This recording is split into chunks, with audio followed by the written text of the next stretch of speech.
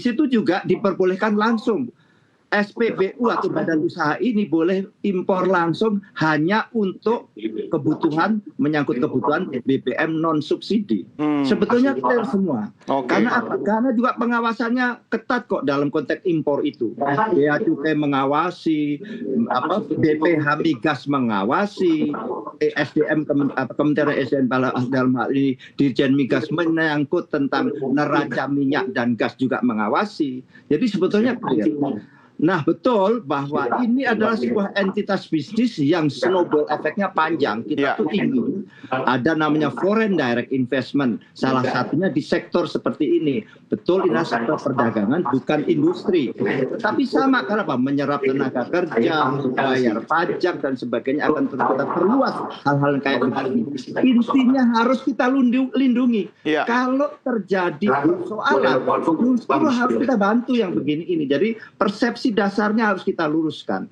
Toh dalam kompetisi luar biasa loh Pertamina. Begitu kompetisi dibuka di hulu itu, bayangkan. Sekarang lifting minyak meskipun turun, tetapi sudah 69% lifting nasional itu oleh Pertamina hulu. Bayangkan tuh, meskipun di APBN tuh hanya tercantum 605.000 barel per hari dan tidak tercapai, tetapi Pertamina bisa memproduksi kurang lebih 400.000 barel per hari. Artinya apa? Kompetisi ini begitu dibuka justru membuat Pertamina semakin kokoh, semakin solid menjadi BUMN yang kelas internasional.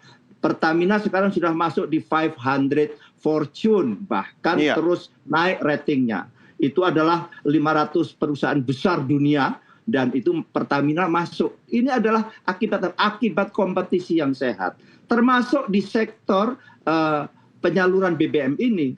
Sekarang harus tingkatkan kualitas-kualitas yang lain karena di hulu juga sudah dibuka. Ini bukan berarti kita melanggar konstitusi sekaligus yang sering dibenturkan begitu.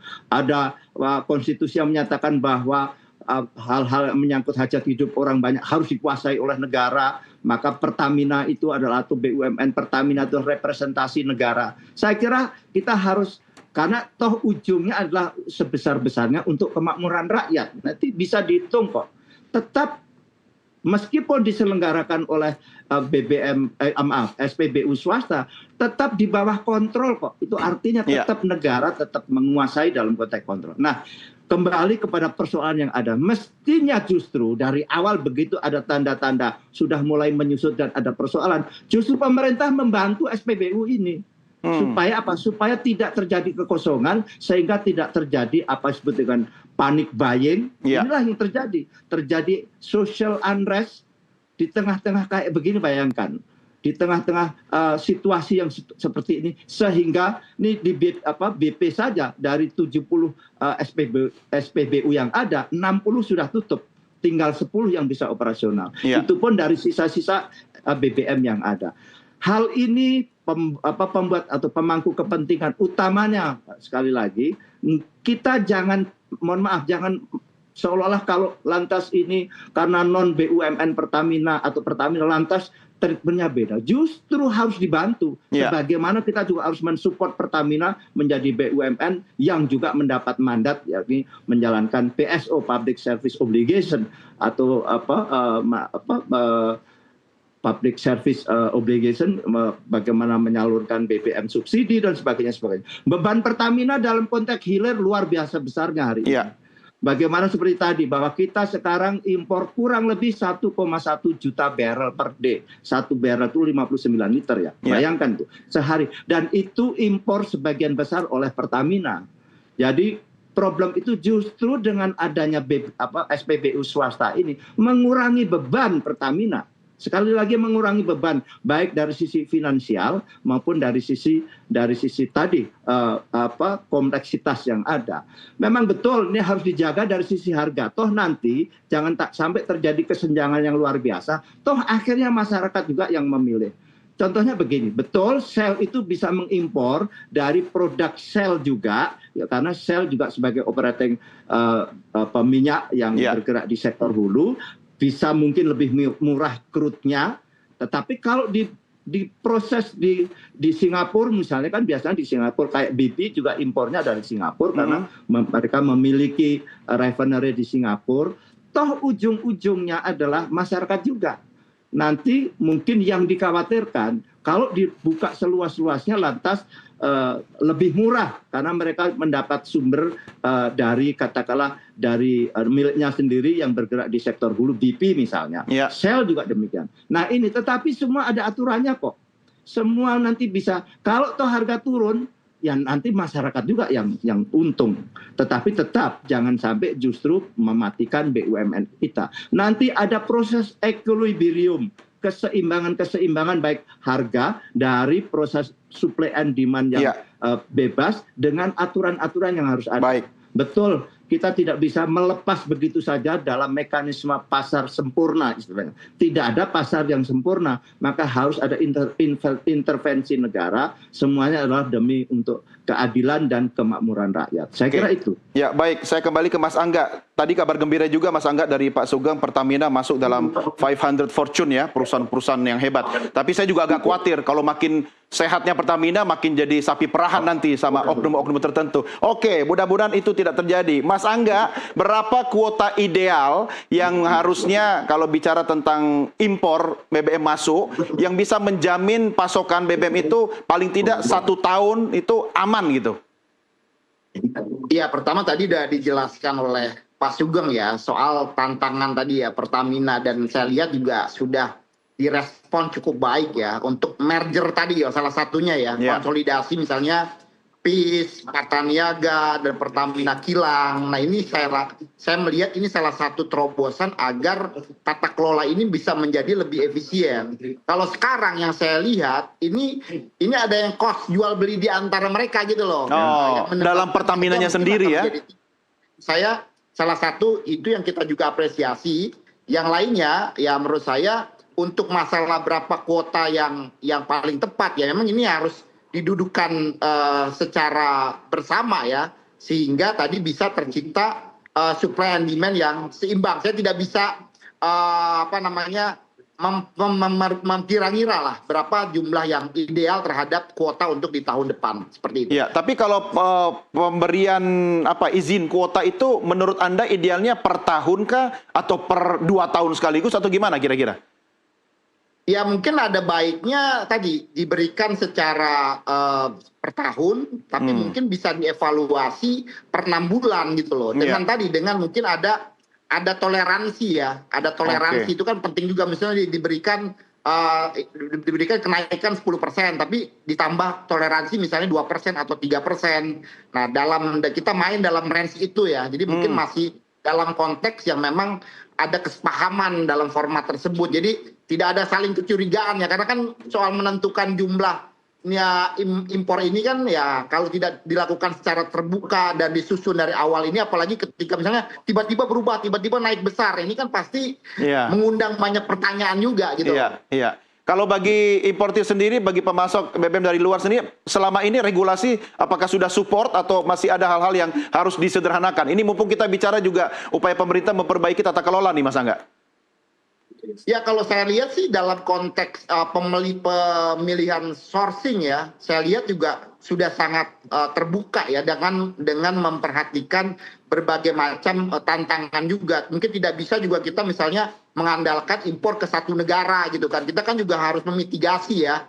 Juga misalnya terkait jarak juga kan. Misalnya kalau kita mengimpor BBM langsung dari Amerika gitu misalnya, tentunya kan ada waktu yang harus ditempuh juga gitu. Tapi mungkin yang kalau dalam konteks kita butuh dalam konteks dadakan seperti ini, mungkin ya dengan mengimpor dari Singapura itu mungkin menjadi pilihan rasional ya. Tapi sekali lagi dengan perencanaan yang matang ya, dalam konteks misalnya kuota diberikan dalam 1 tahun, nah itu mungkin bisa para SPBU swasta ini bisa merencanakannya dengan baik juga gitu. Ya, baik. Saya kembali ke Pak Sugeng. Pak Sugeng, kita berharap upaya pemerintah bisa segera menyelesaikan persoalan ini, tetapi kita tidak ingin selama proses upaya memperbaiki keadaan ini kemudian dampaknya kepada PHK. Apa yang bisa Bapak sampaikan? Ya, saya kira gini, juga persepsi dasar harus diluruskan tentang apa disebutkan oplos itu.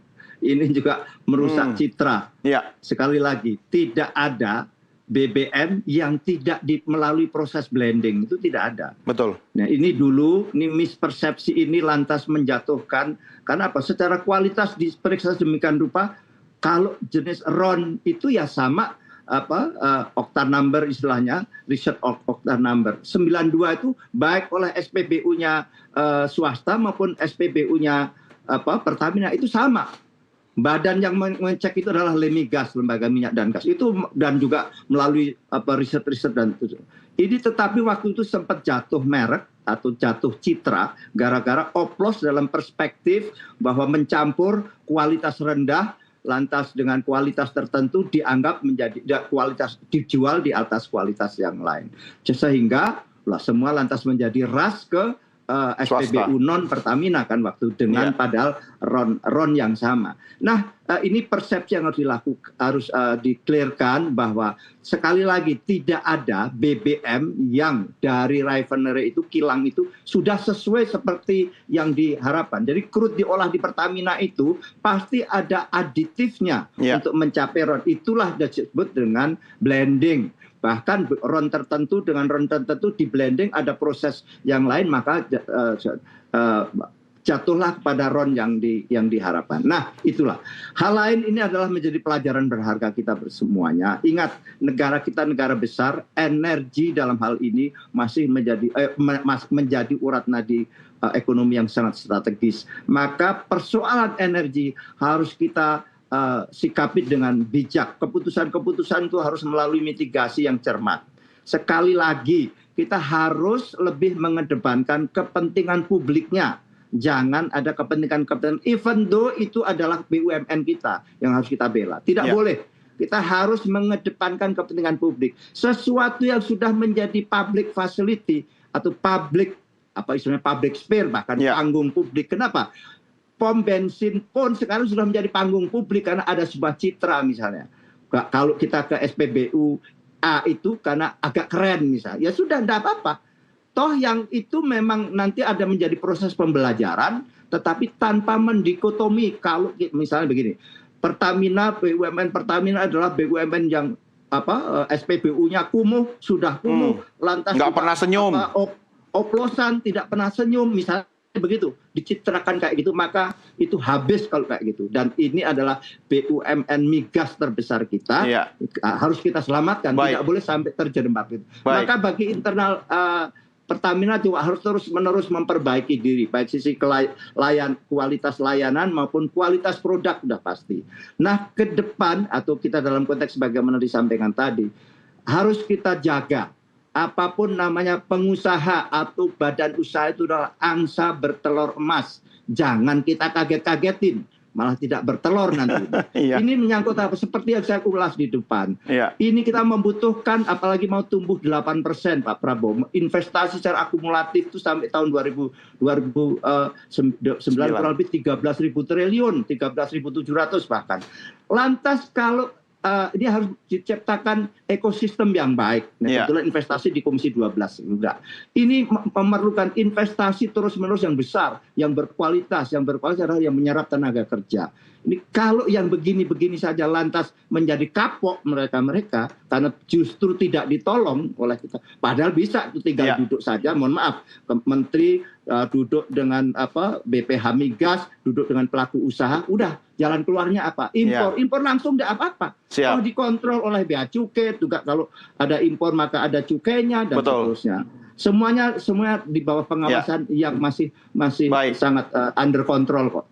Baik, kita percaya apa yang sampaikan Pak Sugeng itu semua adalah upaya untuk memperbaiki keadaan. Dan saya minta maaf tadi kenapa saya mengkritik Pertamina, karena pada akhirnya setelah sekian tahun saya baru masuk SPBU Pertamina dan saya disambut dengan wajah yang kecut.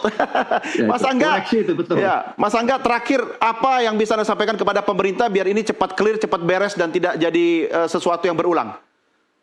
Ya, pertama kita berterima kasih ya kepada semua stakeholder yang hari ini tadi sudah duduk bersama ya mencari solusi ya yang komprehensif dan memang mungkin bukan solusi yang permanen untuk jangka panjang, tapi dalam jangka pendek ini bisa mengatasi gejolak yang ada. Ya. Tapi tadi ya kesepahaman yang kita bangun tentunya sebenarnya ini memang tadi ya ibaratnya nilai titik rusak susu sebelanga kan, yang terjadi pada case Pertamina ini. Jadi mungkin ya harus berhati-hati, tentunya harus dikelola dengan profesional, jangan sampai mencederai kepercayaan publik. Ibaratnya kalau sudah publik ini mengembalikannya sangat sulit gitu loh. Dan ini kan kejadian ya, artinya market share yang selama ini dikuasai oleh Pertamina ya karena kecerobohan yang ada, karena case yang terjadi, makanya terjadi situasi seperti ini. Nah mudah-mudahan tadi saya sepakat ya segala sesuatu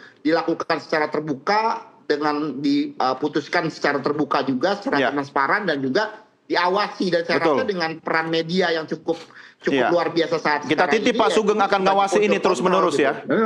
Iya, seperti itu. Siap. Baik, Mas Angga terima kasih sudah bersama kami. Pak Sugeng, matur nuwun Pak Sugeng. Sampai ketemu lagi. Selamat melanjutkan aktivitas Bapak-bapak. Terima kasih, dan pemirsa, kami akhiri sampai di sini diskusi kita malam hari ini. Jangan kemana-mana, NTV Prime segera kembali dengan beragam berita lainnya. Tetap bersama kami.